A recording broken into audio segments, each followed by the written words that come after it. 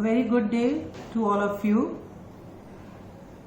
At the very outset, let me thank Dr. Vitul for giving me this wonderful opportunity to address this August gathering on the video platform, the new normal of this new era. I just have finished my video round of 21 COVID patients. And now, since we are all talking of the vaccinations in COVID, what more important topic than this can be that let's talk about the adult immunization. So this topic, of course, is very dear to all of us in today's scenario. Defining immunization refers to the artificial induction of immunity, and it can be by active immunization, the use of live attenuated infectious agents or inactivated toxins or antigens obtained by the genetic recombinant, or it can be a passive immunization like we give for tetanus as tet glob, the globulins. It is a temporary immunity which is obtained by administration of immunoglobulins or antitoxins. Next. What is the most top public health success story? It is our immunization program of the whole of the world, I would say, of the 20th century. So we have drawn inspiration from that.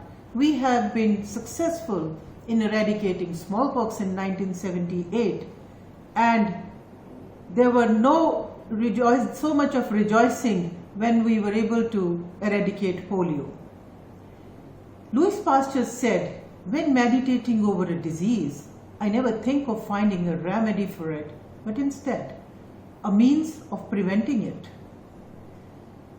So the vaccines which are routinely recommended for all the infants and children in India include BCG, DPT, tetanus, oral polio vaccine, hepatitis B and measles.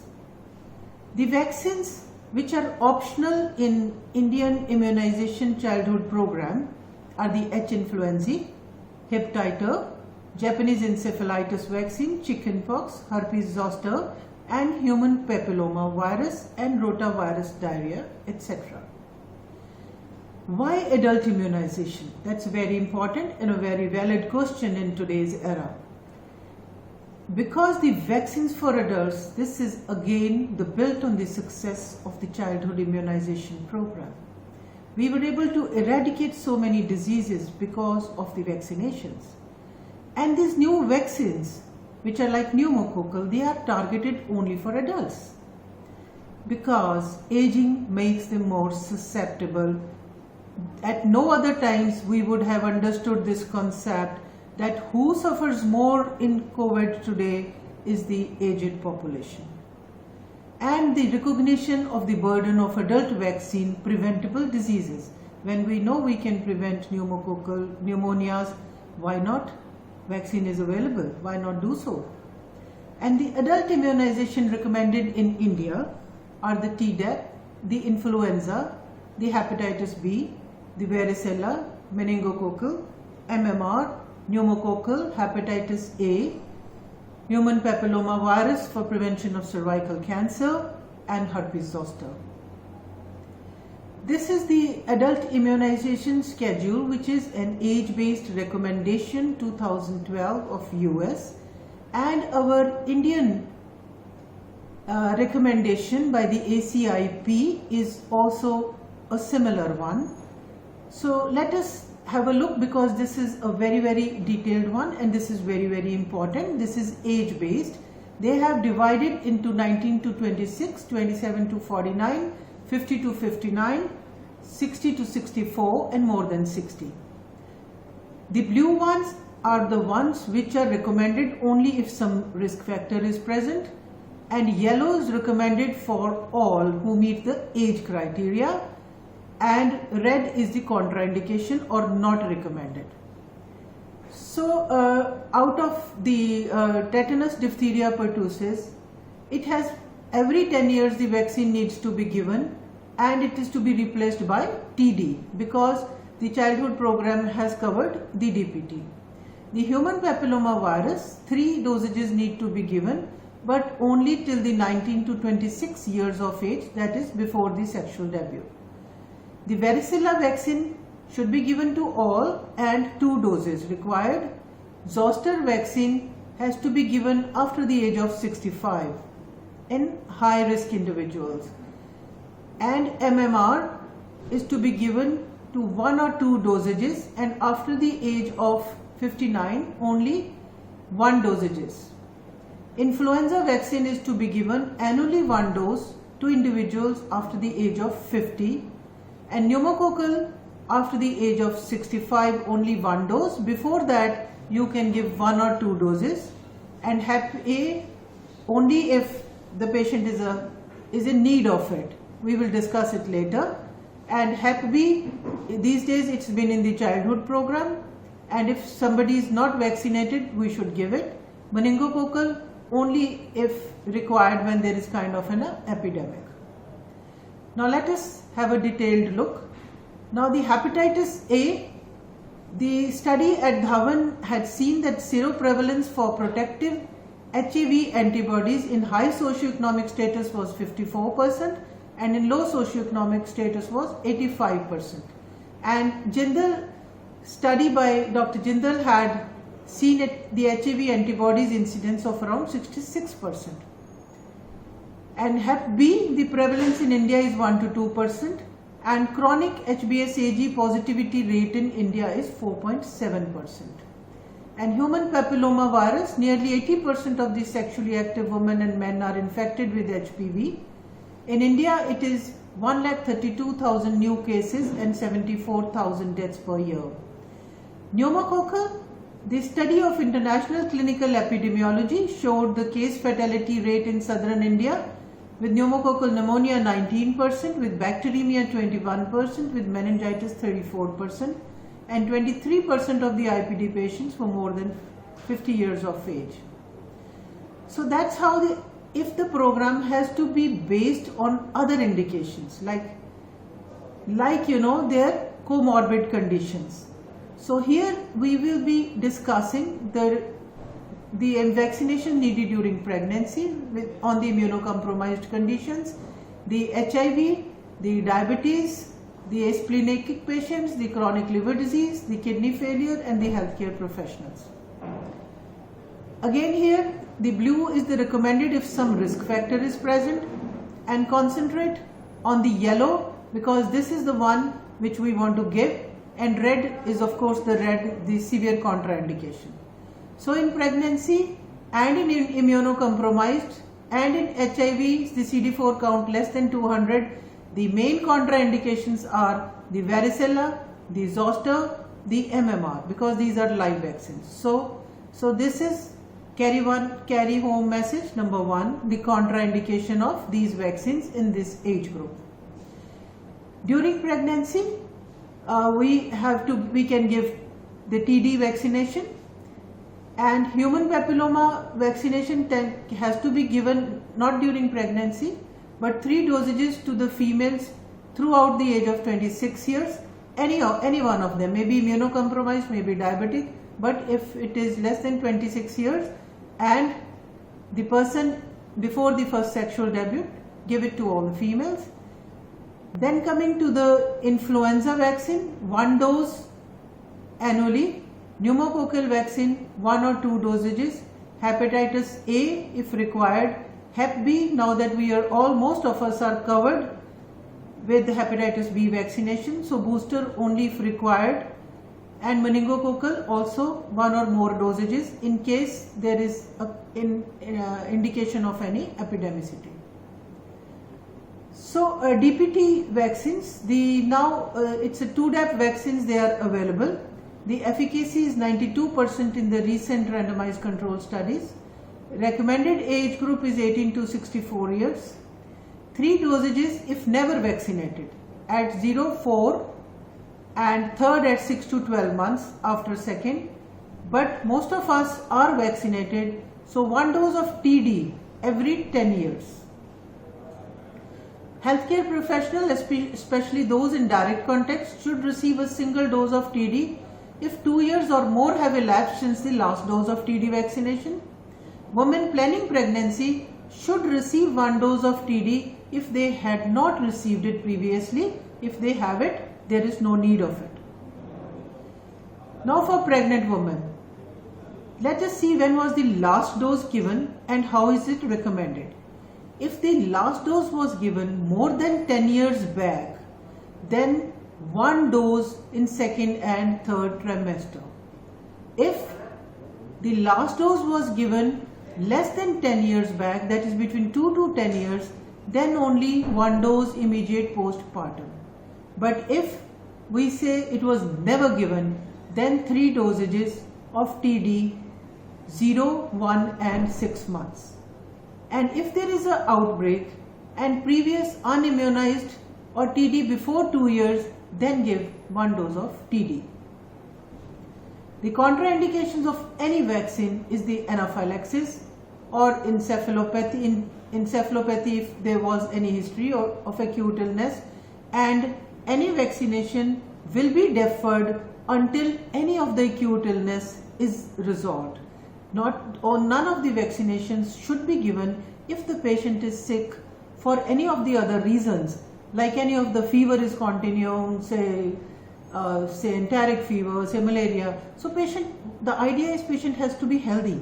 That is why, because by vaccinating, you are inoculating a small antigen, which is the patient need a good immunity to produce antibodies against that. So coming to MMR, the vaccines available in India for the measles, mumps and rubella are live attenuated vaccines, and they are manufactured using the strains of measles, mumps and rubella. The measles and rubella component are produced by the human diploid cells. Mumps component is produced from the chick embryo. The MMR vaccine should be administered simultaneously into the upper arm, subcutaneously in the upper arm. Adults who are more than 18 years of age should receive at least 1 dose of MMR, and adults in high risk group such as healthcare professional or international travelers should receive 2 dosages. All women of childbearing age who do not have acceptable evidence of rubella immunity or vaccination, they should receive it, but not during pregnancy, and also even when they are planning pregnancy, they should not have this vaccination. The schedule is 4 weeks apart, and as I said, if a pregnant woman is found to be having rubella susceptible, then also the MMR vaccination will be postpartum, not pre-pregnancy, not planning pregnancy, and not during pregnancy. So this is a contraindication, remember. Any previous anaphylaxis or pregnancy possibility within 4 weeks, or any immunocompromised due to cancer, leukemia, lymphoma, or on any immunosuppression therapy, the person should not receive MMR vaccine. Coming to influenza, we have different influenza vaccines. The strain keeps on mutating. We need it every year, a new vaccine, and there were trivalent vaccines. There are nasal vaccines as well. In India, we have this Abbott's Quadri Indian flu vaccine, and this has strains from Brisbane, from South Australia, from Washington and from Phuket. And the recommendations are for people of more than 50 years of age, patients who have COPD, cardiac diseases, diabetes, cancer, immunodeficient, renal diseases, hemoglobinopathies, healthcare providers, and adult household contacts, and travelers to endemic areas. And this needs to be given in August and September. Remember, this is the time. Today when I'm recording, it's the 1st of September. Maybe we are all healthcare professionals. We should get it right today itself. And then remember to get a flu shot every 1st of September. And this has to be given annually. And influenza vaccine may be given at any time during this season from October to March, at all other times when the risk of influenza exists. And it can be given with other vaccines as well. It is contraindicated if there is a previous reaction or person has a moderate to severe illness. Coming to pneumococcal vaccine, it's a very important vaccine for adults. This contains 25 microgram each of purified capsular polysaccharide and from 23 serotypes of streptococcal pneumoniae. The schedule is a single standard dose 0.55 ml intramuscular or subcutaneous, and it can be co-administered with live vaccines such as influenza vaccine. That means if the person comes to you, he's 65 years old and he comes to you on 1st of September, you can give him influenza shot as well as a pneumococcal shot. And this is recommended on all adults who are 65 years of age and high risk people, anatomical asplenics, high risks like sickle cell disease, immunocompromised, leukemia, Hodgkin's, myeloma, generalized any malignancy, CRF, nephrotic, chemotherapy, patients on bone marrow transplant, and any high risk individual. It's a one time, and revaccination is recommended 5 years. After 5 years, only 2 people, if they were not at the age of 65 when vaccination was given and now they are 65, so give them vaccination again. And if there was a rapid antibody loss because of the renal disease.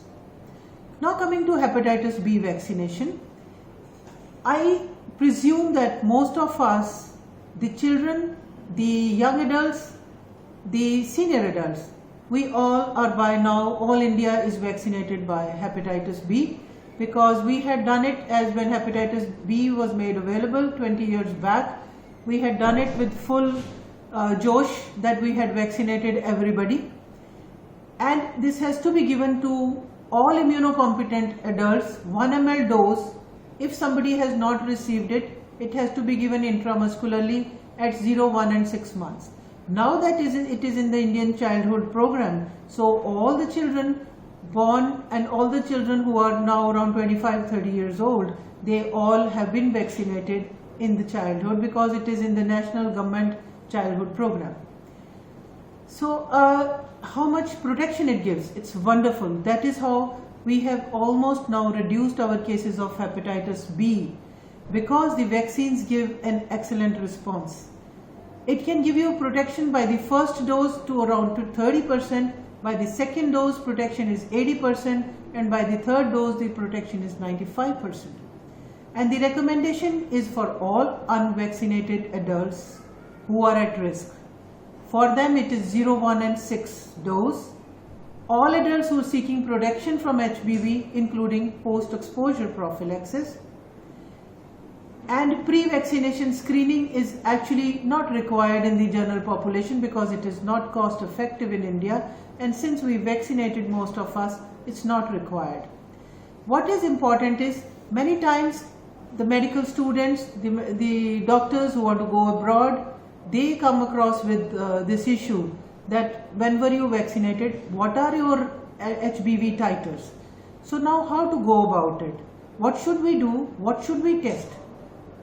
We should test HBsAg, we should test anti-HBs and anti-HBc. Now if anti-HBs titers are more than 10 MIU per ml or HBsAg is positive, vaccination is not required. If anti-HBc alone is positive, that anti-HBs is negative but anti-HB core antigen is positive, then administer 1 test dose of vaccine, recheck after 1 month.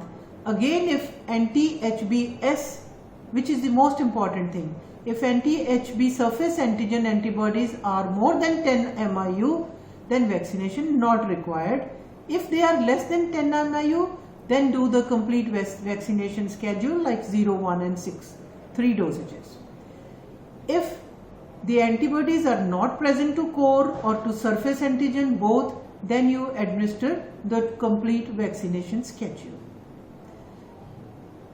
So do we need a vaccine booster dose with hepatitis B? No, not indicated in persons who have a normal immune status.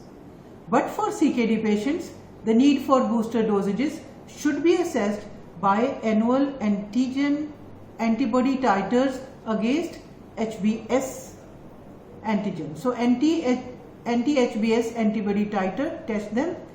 If they are less than 10, then give a booster dose, and if they are less than in 100 MIU per ml for the patients on dialysis, then give them a booster dose. And the contraindications are the anaphylaxis or any other severe acute illness. Now, hepatitis A vaccination is available. It is made by GlaxoSmithKline and Merck, and even the combination with HBV is also made by the GlaxoSmithKline. The schedule is 1 ml at 6 months interval. But immune status for hepatitis A should be checked. The expert group feels that the universal immunization for hepatitis A is not recommended as yet, because not only the vaccine is expensive, but even the data does not ascertain its great benefits. So adults who are at risk of acquiring Hep A, that who are negative of anti-HAV and they are at a higher risk, they may get it. Otherwise, not in the national program. So who are at risk? Those who want to travel to the endemic areas, and those who receive clotting factor concentrates, or those who are infected with other hepatitis viruses, and patients with chronic liver disease and they are not immune to HAV, so they should get it. And men who have sex with men should also get it. So vaccination schedule for Hep A is again 0.5 ml dose intramuscularly. 2 dosages required at 06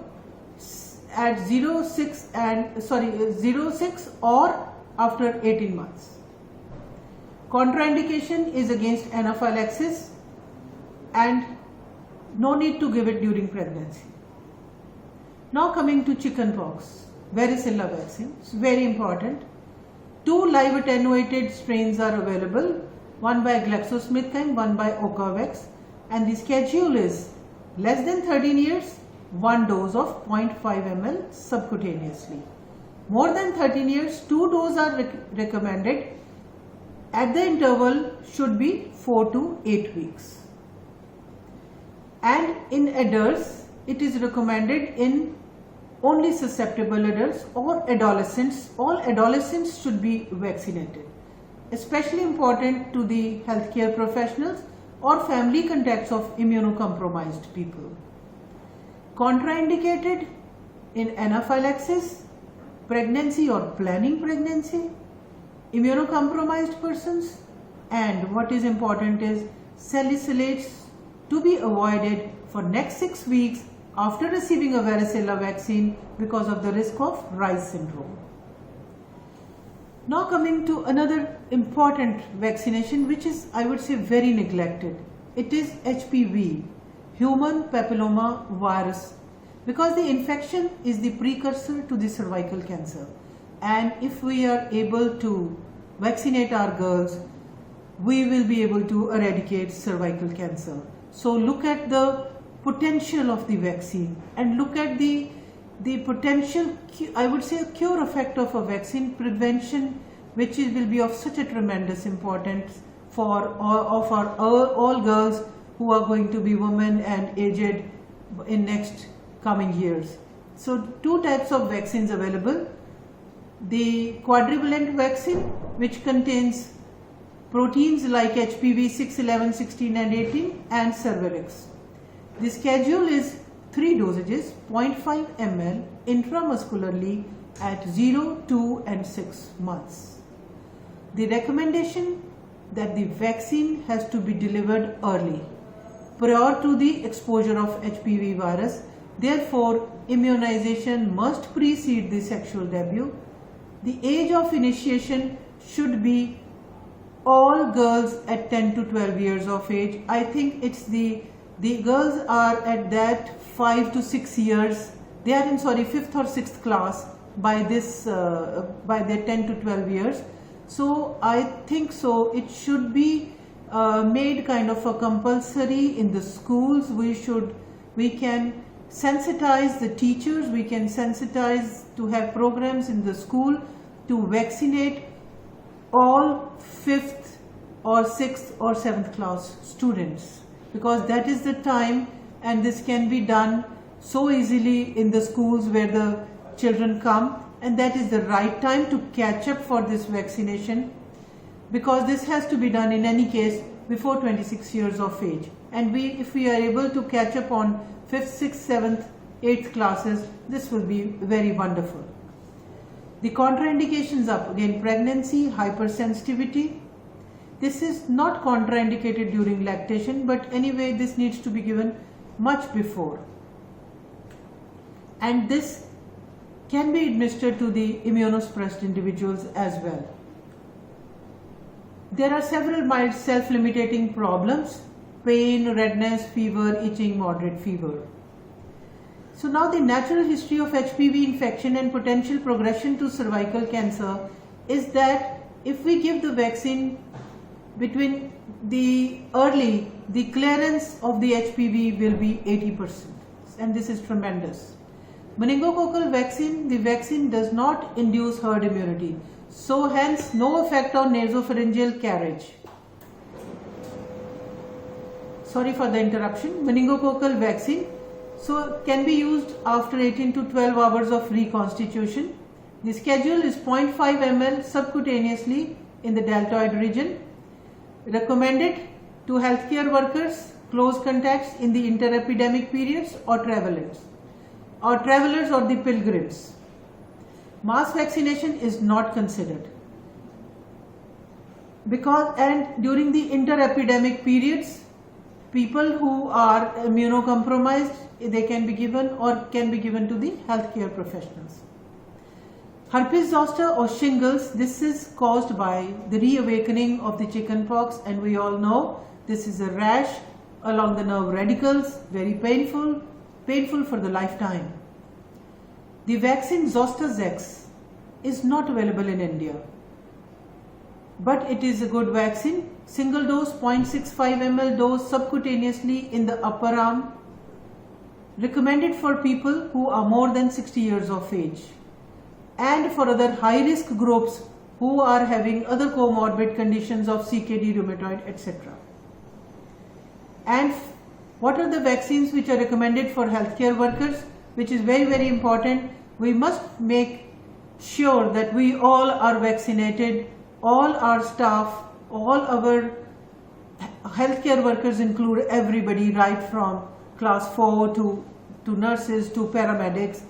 We all should be vaccinated with Hep B, influenza, MMR, varicella, Tdap and meningococcal. And for travelers who are going to travel in next 1 month, unlikely in today's era, unlikely maybe 2-3 months later we will be able to, or maybe a year later. So once the travelers should look at the vaccination of TD, Hep A, yellow fever, polio, depending upon the country which required. Most countries don't require yellow fever vaccine, but African countries do require. And now we have a lot of challenges in adult immunization, because I would still say that adult immunization program is a baby. We all are still not sensitized to the adult immunization. Most of us are not picking up that patients come to us with different diseases, we must immunize them. We don't have, like we have a card and the parents come to you, okay, this is the date of vaccination, we are there. This is what we required for the adult vaccination. I think we can also have adult immunization cards and issue these cards to all the adults, give them possible dates, and like their milestones, ask them to remember that your immunization is as important as your birthday, and maybe we attach the immunization dates of a yearly or more than 65s to their birthdays, so that it may sound a little bit of a lot of effort, but I think it's worthwhile. Because right now there is lack of knowledge, there is lack of availability and the high cost of the vaccine. But if we are able to attach these vaccines, the need of these vaccines to all our adult patients who come to us for any other disease, we should be able to cover most of the diseases. Like tetanus, people get tetanus only when they get injured, because otherwise there is no need of TD for the next 10 years. Similarly, influenza every year can be given, but it has to be given say 1st of September. And pneumococcal on their first 65th birthday. And every patient, please screen every patient regardless of the reason of his visit, and utilize the screening tools HALO. HALO, H is the health condition, age is the age, and L is the lifestyle, and O is the occupation. Thank you all very much for the patient listening.